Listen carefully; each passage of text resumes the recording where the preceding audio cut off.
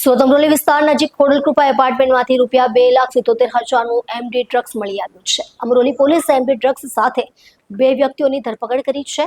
આરોપી સમીર શેખ સપ્લાયર બોમ્બેથી MD drugs લાવી સુરત સપ્લાય કરતો હતો અને સપ્લાયર નીરવ ચાવડા સુરતમાં છૂટક વેચાણ કરતો હતો।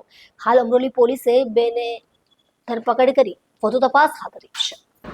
અમરોલી પોલીસે ખોડલકૃપા એપાર્ટમેન્ટમાંથી 2 યુવકોને ₹2,77,000ના 27.35 ગ્રામ એમડી ડ્રગ્સ સાથે પકડી પાડ્યા છે। અમરોલી પોલીસ નો ડ્રગ્સ સુરત સિટી અંતર્ગત શહેરમાં એનડીપીએસના ગુનાઓ શોધી રહી હતી। તે દરમિયાન સર્વેલન્સની ટીમને બાતમી મળી હતી કે અમરોલી ખોડલકૃપા એપાર્ટમેન્ટમાં એક ઈસમને એમડી ડ્રગ્સનો જથ્થો સપ્લાય કરવા આવી રહ્યો છે। પોલીસે બાતમીના આધારે વોચ ગોઠવી એમડી ડ્રગ્સ ડિલિવરી આપવા આવતા જ તેને અને એમડી ડ્રગ્સ જથ્થો લેનાર બંનેને પકડી પાડ્યા હતા।